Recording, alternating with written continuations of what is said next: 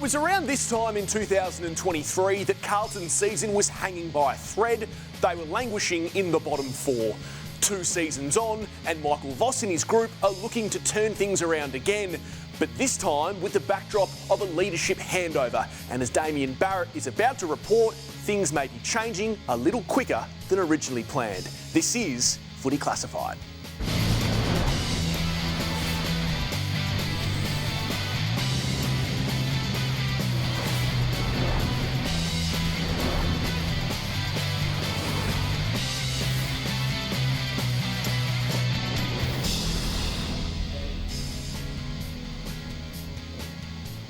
Good evening, everyone, and welcome to Footy Classified. Yes, Carlton is where we begin tonight, but not before we introduce our esteemed panel. And we begin with the award-winning journalist, Damian Barrett. Damo, great to have you, as always. Good evening, Sam. The triple premiership player, the Brownlow medalist, the Norm Smith medalist in Jimmy Bartell. James, welcome to you. Sam. And, of course, Matthew Lloyd, the 12-time leading goal kicker at the Essendon Football Club, the Bombers legend. Welcome, Wardo. Thanks, Sam. Thank you.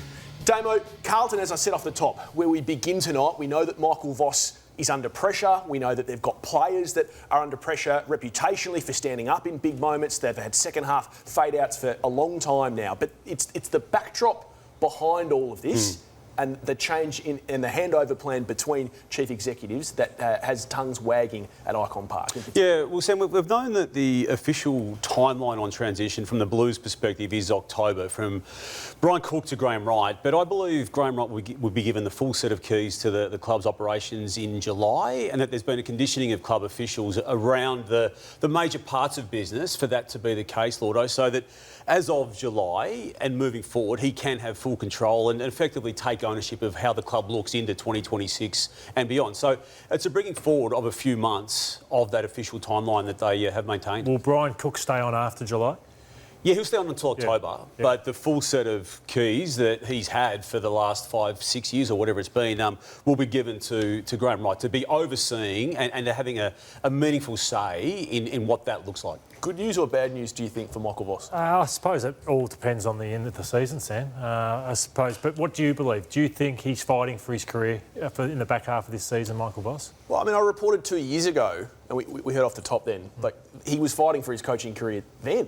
But what they were able to do from, I think, round 14 it was, that game against the Gold Coast Suns, and to charge into the prelim against Brisbane in the way that they did, you know, he got a contract extension off the back of that. So he still has time, but I think given Graham Wright's history and what he's been able to do at Hawthorn and then at Collingwood, he's the man that selected Craig McRae and, you know, famously went for that walk around the tan with Nathan Buckley and said, I think your time might be up here. But it is a bit of the messaging that's coming out about Michael Voss and the Blues as well, because he has been now thematically concentrating on the positives, and he was again on the weekend after losing to WWOS. Yeah, well, look, there's enough in there to suggest that got plenty to model in terms of large parts of the game, periods of the game that were doing pretty well, and most of the game was like that. And then thinking back to 2 years again, when they went on that charge, they famously went down to Torquay and they camped at the Curno's residence, and things turned around. And he was talking again about what and if they need to change in the bye. This is the chance to regenerate. It's also a chance to have a look at the way we're playing and dissect it a bit, and then get to work again. So come back really clear with the players about what we need to be able to work on. Yeah, there's a lot of thinking to do. I think it's personnel and it's system. I think it's a combination of both. And you look at the numbers where it's confusing for Carlton. So in some areas they're going well. So defensively, they're ranked 6th. So he talks about that a fair bit, that they're defending pretty well. The contests have always been good at. But it's in the outside stuff where they just get killed on the spread. Saw the Giants get them on the spread. It happens time and time again. So and then forward line, they just don't score. So they're the worst side for scoring when the ball goes inside forward 50. And this is on the weekend. I look at late in quarter, so a minute 40 to go. They're up by 5 points. But I think the bang crash contested nature, they fatigue late in quarters. So that's the first quarter. This is 2 minutes to go in the second quarter. So they concede a bit in red time. So I think that's where it's that game that takes a lot out of them, Jimmy, that hurts them in the end. It's a taxing game style, yeah. Yeah, it's their ability to work from the inside out. But for me, Lloydie, I look up the other end, and this has been well highlighted issue for Carlton over a number of years. And as we see the ball being played out, but if we go to their inside forward 50, and you touched on it, Lloydie, system, skill, execution and structure. And I think it's all of this. And we stood in front of that big screen 2 years ago about their ability to kick the ball inside forward 50. So there's Hollands in the middle. He's had another one being hit up there, Cripps. Poor structure then. Young's got to come at the kicker. So I think it's a number of things. It's the skill execution. It's the coaching of it. It's holding players accountable. So when you show it in team meetings, that's not what we want to do when we get out. Hit the little lead up. This one from Haynes. Hit the ball, kick the ball to advantage. Just simple basics of the game and give your forwards a chance. Kick the ball to advantage. Don't try and kick the leather off it and just hope that your forwards are going to do the job. But it's also forwards kicking the forwards. It's where you land the footy. It's giving them no chance. And that's why opposition, they'll eventually get on top on the outside and overrun you. So they've got 3 holes in their list, in my opinion. So it's the running backs, which dominate the competition. So say if Saad's their best. They have Saad. But I wouldn't say he's in the best 15 in the game. And that I don't know if that's coaching or it's Adam Saad. So that's one area. The running midfielder, which you see, the Dogs have a million of them and Brisbane have a lot of them and that sort of thing. If Walsh is their best, I wouldn't say it'd be in the best 25 to 30 currently as we sit here right now. So again... But again, you're not sure if that's coaching. And then I look at small forwards, and some teams have 3 outstanding small forwards. You look at Collingwood, they're everywhere. Brisbane, they're everywhere. And then none of them are at AFL level. Dave, are you letting the key forwards off the hook there, Lordo? Between Harry Mackay and Charlie Curnow, they won 3 consecutive Coleman medals. Are they performing? I know it's easy to blame the ball coming in, but are they performing to standard? Well, I think that Charlie Curnow doesn't fight as hard as he should. So I think Jimmy just showed that stat there where they've got like 8 players who are in the worst 30 in the competition for kicking inside 50. That's one thing, but when Charlie's getting beaten, I see him roll over far too often compared to champions like Jeremy Cameron and Jesse Hogan in recent years. They're a fascinating footy club, aren't they? They were so good up until about round 17 or 18 last year. They then limped into the finals. They were embarrassed. They were banged up injury-wise elimination in their defence. Yeah, they had a few injuries. Most clubs do. Yep. What, from the calls you were making today, what do you think this all means for Michael Voss? Can they miss finals and he keep... Yeah, look, what I didn't sense was an urgency around his future, Sam, for what it's worth. He's 4 wins, 7 losses. He's got the bye. I'm assuming he's doing this weekend or this week what he's done the past 2 weeks, getting out of Melbourne, and I think he needs to.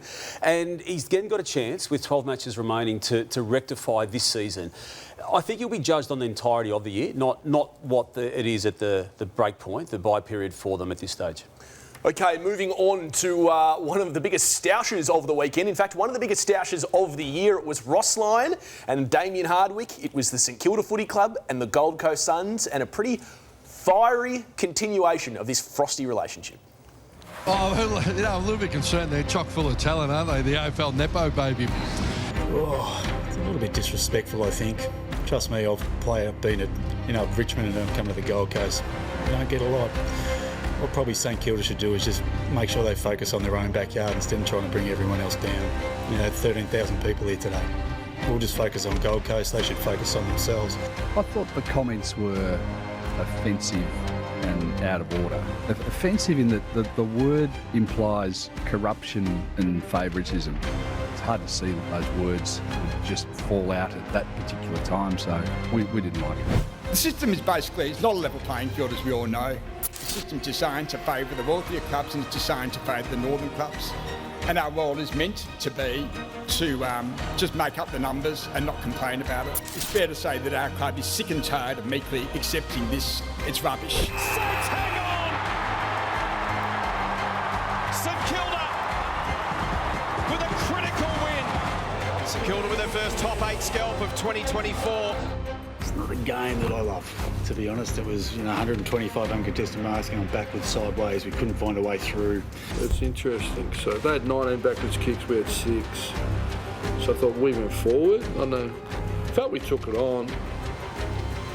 It's a good stoush, isn't it? And I think we all love it in the media, and I think they both handle themselves really well. But I suppose what it does do is pause for reflect upon where St Kilda is at. I mean, ultimately, Ross Lyon chose to start this little stoush. Now, whether he did it inadvertently or advertently, I don't think he does too much without a plan around it in some form. And to use that phrase, the Nippo baby, before a game he's playing against the Gold Coast Suns, I imagine there's a matter of deliberate nature to it. Is he right, though, Lordo, to use that forum at this stage of this particular club that he's now returned to and is now 3 seasons in to attempting to rebuild? Well, Mark Evans, I don't think there was any. He spoke about corruption and those sorts of things of what that term means. I don't. Strong language. It was strong, but I don't think Ross Lyon was thinking of that or going there. As I've thought about it more throughout the day, there's no doubt that it would concern a lot of clubs what the Gold Coast Suns are getting with the academies and how they continue to get stronger and the juggernaut. But they haven't played in a final yet. I know. In 15 years they haven't played in a final, and we're just starting to complain about the academies. Well, I think it's pretty convenient. They've probably seen it coming for a while. I don't think they just thought about this over the weekend, St Kilda. They would have felt it for a while. Yes, I'm sort of in both camps in that Damien Hardwick's got there and he's got them playing like men. Yep. He's got them playing fantastic football. So they deserve a big tick saying it's not just the players we get. We've moulded them now and we get them playing like a proper football team. But I can also see St Kilda thinking we're only getting further and further away as the Suns get more academy players in the next 12 months, Jimmy. Would you agree with that? Yeah, I think your point's right. Of course, you're going to lobby hardest for what benefits you the most. And Sam, I agree with you. They actually haven't had any real great benefit out of any academy, or the fact that you go back only, say, 5, 6, 7 years ago and you look at all the players poached off them. Every time a player comes up for contract, they get poached. And these are some of Hardwick's Nepo babies fielded yesterday. Academy picks and draft concessions. They're very good players and it's working at the moment. But Anderson's the one that sticks out there, isn't he? Well, Anderson he's captain of one of the best a good player. players. I think Long was an astute selection. He wasn't going as well as he was when he was at the Saints. So for me, they often look about the distribution amongst clubs and everyone goes, well, the Suns and the Giants and all these other clubs get handouts. But the Saints still get handouts just like everybody else. Every single club gets a handout and it's scaled on what your needs are. They're still an expansion club, the Gold Coast. We want to make them financially strong. We want them successful on and off the field because that number comes down the more successful you are on the field. But Damo, just on St Kilda, you're pretty critical of them, aren't you? Did you feel... Yeah, I am, Lord. I feel it's a deflection again by Ross Lyon. And he is in year 3, and I understand the task that he and Andrew Bassett and others around them have taken on. I get all that. But they've changed the narrative of where they're at on the run. They sacked Brett Ratton before he even played one game of his new contract, and they brought Ross in to change it immediately. They've changed the plan on that already. They've had access to their own concession picks and their own academy players, and look, they're going okay. It's not the level that's going to come in, particularly in this draft upcoming when it comes to the 2025 draft, but there's some access to compensation picks or national draft NGA prospects that they've been able to get themselves. They've got Windhager and Owens there as well. So look, at Battle, they got pick 8 for Battle in a compensation formula that I thought was a bit rubbery, as it often is. So I do think it's a deflection when it's all said and done. And look, it's not the first time Ross has chosen a match situation to, again, deflect from other matters. He had a crack at Carlton and also North Melbourne, as we take a look here, in a situation that happened before a game of football that the Saints were about to play in. Oh, it's just the process just got a bit drawn out, and you make your bed, you lie in it, and I had to lie in mine, and now they're lying in theirs. And this is what he said to Jay Clark and the Herald Sun about North Melbourne selling home games to WA. Once you start selling your home games interstate, you're hanging your shingle out the front that says you're no longer a serious footy club. I'm with you, Damo, and whether you agree with it or not, for me it just feels like Ross Lyon using all his experience to generate a bit of misdirection. Don't look over here because we're struggling. I'm just going to point to something else. I mean, yeah. I think he and the St Kilda Footy Club would probably know deep down that Gold Coast access to all the talent that they've had is probably the 66th most, biggest problem that they've got at that footy club. Yeah. There's so much other stuff that they have to fix. Well, they lost to West Coast last week. It's the only win that West Coast has had in the entire season. Yep, it's a difficult time for Ross Lyon and his Saints. Speaking of difficult times, we know that North Melbourne is in the midst of one of those, and they've been really competitive in some of those losses. The latest one, of course, to Collingwood, who they pushed all the way, but ultimately they didn't play out those 4 quarters, and that was the theme from captain and coach who spoke after the game. At the end of the day, they just wanted it more in that last quarter. Their contest work, their ability to win clearance and take territory was far too good, and we couldn't respond, unfortunately. Most significant message, you've got to play 4 quarters, boys. You can't just play 3. Yeah, couldn't respond and you've got to play 4 quarters. I don't know how many times we can continually hear that from senior people at North Melbourne. They got to a situation, guys, at 3-quarter time where the game was there to be won and they weren't able to do it. And as we look at what happened in that particular period of time, we do reflect on the fact that Collingwood had 9 players who would be in their best 23 if they were available. They lost on the day of the game before it even started, Pendlebury and Hill. They lost Maynard minutes after the game started.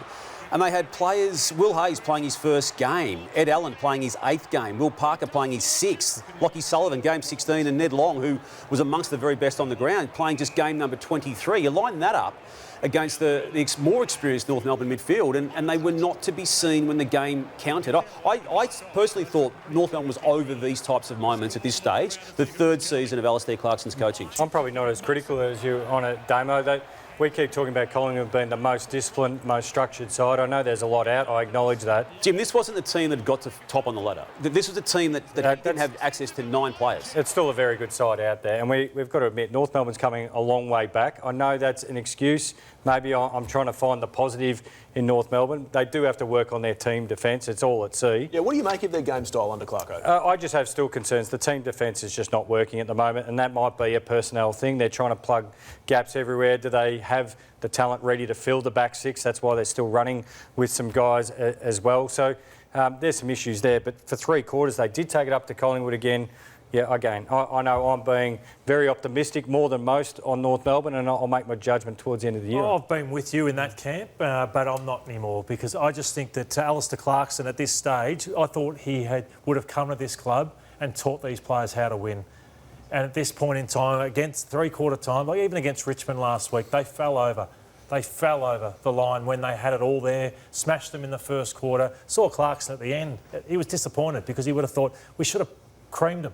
Should have creamed Richmond, but he didn't know how to do it. So I just feel like that this football club, even with him there now for 3 years and Viney and all these guys, that they haven't taught these players how to put the foot down and on the throat. So what do you mean by that, like teaching them how to win? Well, yeah, I know, like, say, for example, Richmond and Damian Barrett, it was a mentality, they didn't know how to win, and there comes a time where they found it, you know? Like Jimmy was at Geelong for a period of time where there comes a time where, you know, they smack Gary Ablett Jr. over the head and say, mate, we're not going to tolerate this anymore. Your standards need to be better, and all these sorts of things that... The penny drops. The penny drops, and then you win one. You win belief. You win a 2nd in a row. Then you win a 3rd in a row. And you go, OK, now we understand how to handle late quarters, big moments, 3-quarter time, how to train during the week, how to manage a win, not to expect slaps on the back and go with it. So you thought that time would have come sooner for North? Well and truly, yeah. And I expected far better from North Melbourne this year, yeah. Yeah. I think a lot of us expected far better from Port Adelaide. The succession plan between Ken Hinkley and Josh Carr is looking worse and worse each week. But that man we mentioned earlier, Ken Hinkley, is not conceding just yet. The reality is we're not in the conceding basket. We're in the let's see what we can do to rectify this and give ourselves a chance in whatever the games that are available for us for the back half of the year, that we challenge ourselves to be better than we have in the first half. And I thought for the first half we were going okay, but I think like has been the case 3 or 4 times this year, that when the cracks open, they open up deep and they open up quick.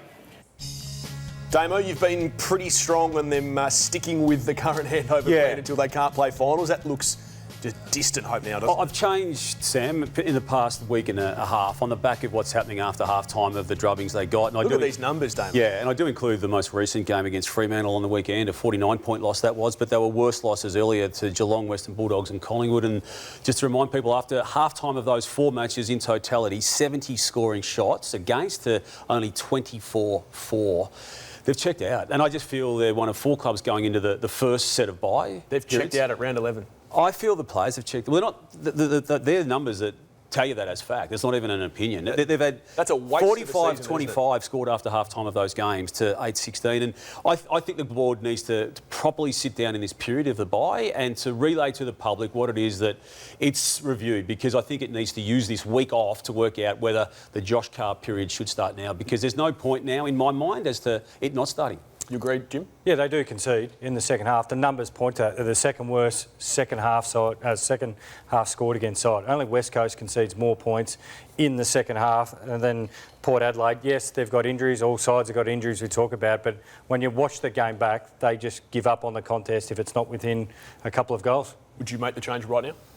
I'm a bit with Damo. Kenny won't concede, but you can see the plot. Should he though? I think they need to have the discussion. They're not. But I didn't have Port Adelaide in the 8, so I think probably didn't have them bottom 4 though, did you? Well, yeah, probably not that low. Okay, plenty more coming up on Footy Classified. We're going to get to Lloydie on Hawthorn as well. Lights, camera, but no action as the shine finally come off the Hollywood Hawks. Demon delight as Melbourne officially turned the corner. That man Kozzy Pickett kicked 5. And Lloydie takes us inside the captain's catch-up. Not sure how private it was meant to be. It's all coming up on Footy Classified.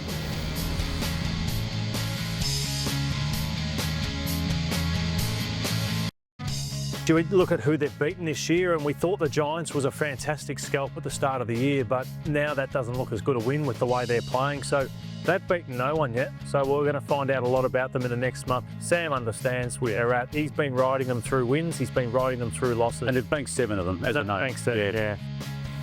That's why he's the best in the business. Welcome back to Footy Classified. It was this time a week ago that you just told us to just hold on Hawthorn. You weren't fully convinced, and that lack of belief in them was vindicated on the weekend. Yeah, I've always found that Sam Mitchell has been in total control of this team, and I feel like even he looks rattled in the box at times and frustrated. It should be the right word I should use, but I think their defence has been at sea. So James Sicily, Tom Barrass, to name a couple, who just haven't been travelling too well. Their midfield has been obliterated by the Gold Coast Suns and Brisbane in the last couple of weeks, and then their forward line's been really hit and miss. So I think they've got issues everywhere, Jimmy, and I think has it been... I listen to Lee Matthews a lot, and he talks about the hardest part is going from winning a final to going to try and be top 4, and that's what they're dealing with at the moment, and they're a long way off top 4 currently. You're right, issues all over the ground, but it was one particular area of the ground that Sam Mitchell was most concerned about after the Brisbane loss. I mean, centre bounce in particular, that's 2 weeks in a row we've been really torched in there. So that's a traditional, I feel like we've been pretty good in that area for the last 18 months. We had some significant issues around that area for now 2 weeks, so there's a bit of work to do around centre bounce. Yeah, I think we had 9 players who didn't lay a tackle. We just weren't able to get enough pressure on them at key moments in the game, and the weight of numbers of that led to the loss. So many issues for the Hawks, but a lot of them came to light on the weekend, Jimmy, because not just in centre bounce, but Brisbane were just far too classy for them. Yeah, and they just dialed up the pressure around the contest, and that's what good sides do. And you mentioned that GWS win, Lloydie, and it doesn't look as good. Well, we've critiqued the Giants pretty heavily this year about their lack of pressure on players leaving the contest and also giving up the release marks to the opposition. So that's why they can get away with it, but really good sides. And I think this is part of Hawthorn's growth as well. We forget how rapid they came on last year, but this is the next layer, being able to deal with it. And Lordo, as we look at what happened on the weekend against Brisbane, it wasn't just the overall team that you were, I think, in advance of. Just before we move on, we do have a look at what happened here with the drop-offs on these key players who took them so far last year to what they're doing this year. Yeah, to a man. I think Dylan Moore's a big one that he's dropped off. What's happened there? Yeah, Dylan Moore, I'm not sure. All-Australian to... And because he works so hard, so you wouldn't expect it. Nick Watson had 4 touches on the weekend, so that's the gap between his best and worst is too much. James Sicily, it's been a big story as well. You had identified too, and I think you used the phrase, ego kicks. I think you were directing some of it at James Sicily. He spoke during the game, half-time, as some other teammates taking off some kicks they maybe shouldn't have tried. We've probably been a bit too risky with the ball and jamming it inside the middle. So make them defend a bit longer and just be a bit tougher, run really fast. Simple message. Well, I don't think the coach, I don't know if he pulled his captain up. when we were talking about the last few weeks. It's just kept happening for like a 3 or 4 week period. But if you can see it, why can't they? Well, yeah, I don't know whether you think to yourself, OK, we're being a good kicking side and we're willing to let them take some risks because you get some reward for that risk. But now it's...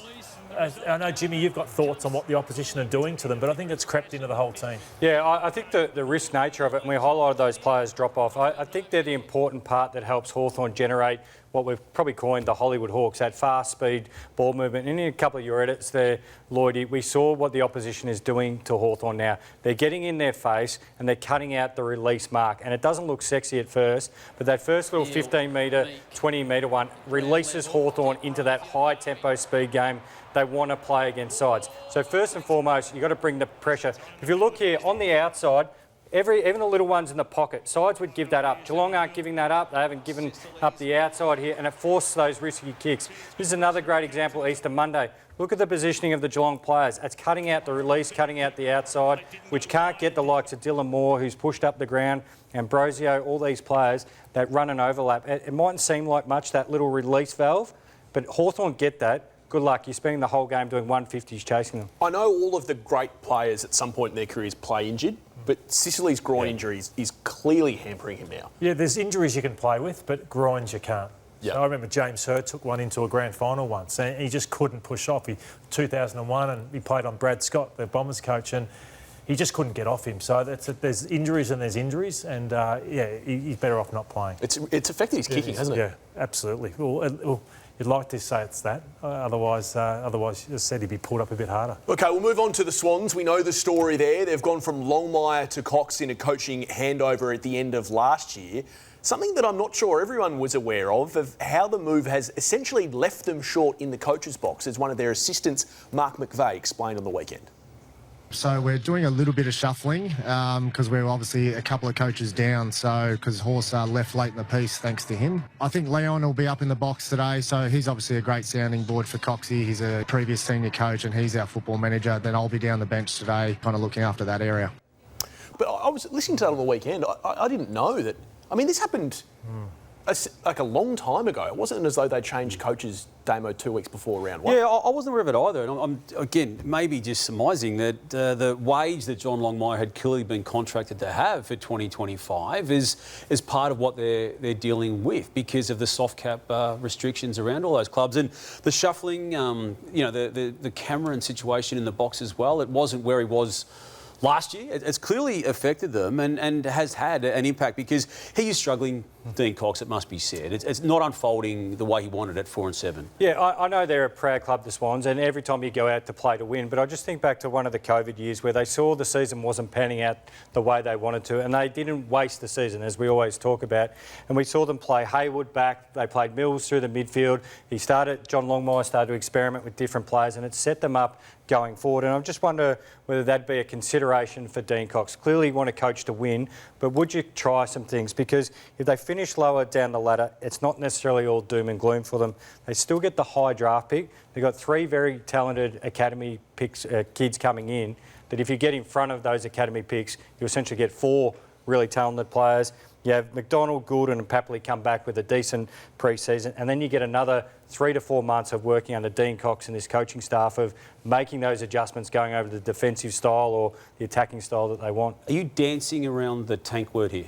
No, not dancing around. I still think they go out and play to win, but clearly they've had a number of key players out. But can you try some different things? Do you want to see Hayward play up a little bit higher? That don't prepare you best to win the game of footy. No, but it can still prepare you to win, but you can use different options. There's more than one way to win. Well, I wouldn't be playing Hamling as a defensive forward. I wouldn't do that anymore. But they had a lot of injuries, right? So they had to try some things but like I'm just saying, I'm not sure you bother anymore, like trying things like that. I suppose they're trying to win to play finals, but to me, having someone get 2 touches and try and stop a forward, I'd try and say, is there a young forward we can try and give a game to? And that's the point I'm making. They've got to pretty much win 10 of the last 12. Yeah, they were tagging with Jordan, they were tagging with Wicks.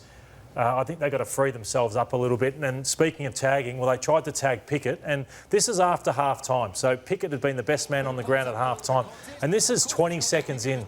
So it's just so un-Sydney-like for mine. I just find it hard, and as I thought they could win the premiership this year, the Sydney Swans. So I know they've had injuries, which hasn't helped, but you just trusted them so much. And John Longmire, to me, was like the Bellamy of the AFL. So I thought, because you just knew, even if he might not have won a premiership, he set standards that high. They'll be there in September. They'll just be there because he demanded that much of each and every one of them. And then just to see this with Pickett and the ease, and again, like a free kick, Florent come off the sub. He's meant to be on him, didn't even do it. So I just think it's the way they're losing, which is shocking me with the Sydney Swans. And when you see what Pickett did on the weekend, Lordo, and it's not the first time he's done it this year, it's not the first time he's done it in his career, he could have kicked 9 or 10 goals on the weekend, and the possibility of him wanting to go back to Perth, it's a moot conversation to a point because he's contracted until 2027, but Brad Green revealing that it will take up to 3 first-round picks to get him. He's not far wrong in That's aged pretty well, hasn't it, Damon? Yeah, it has. I mean, if it's 2 first-rounders, we're talking picks inside the first 6 or 7, I think. And if it's 3, well, you can then smooth it out over the course of 15 to 18 picks. Well, Bolton was essentially 3 first-rounders from Richmond to Freo. He's a better player than Bolton, is he not? I'd say he would be, yeah. Well, right now on form yes, as well. Absolutely. They've turned things around, the D's. It's not. I'm not sure we're absolutely convinced that they're storming back into September, but for all the criticism that we have given them on this panel, and look at some of this vision. The connection, the love. The love is back. No, we have to. We Absolutely. sat here and we've been as hard as them. That's Christian's father, is it? Yes. With Simon Goodwin. So they've clearly solved that rift, haven't they? Which is a great moment because that was really messy up until relatively recently. But you're right, Sam. I mean, they were 0-5 and they were copping it, and we gave it to them as much as anyone. But to win 5 matches of the 6 that have been played since that point, and the only game they've lost was one in which they were up to their eyeballs at three-quarter time against Hawthorn. Plus with quality kids playing as well. So it's a great mix between experience and youth. Yep, not so much doom and gloom at the D's anymore. Lots more coming up on Footy Classified. The water cooler is surrounding the most talked about man in footy. We've got the sledgehammer, we've got good call, bad call, and don't go anywhere after Footy Classified finishes because this show is absolutely flying. It is players, and tonight with the host Felix Von Hoff, Connor McDonald, Matt Guelphy and Sarah Rowe. It's players, and it's straight after Footy Classified right here on 9.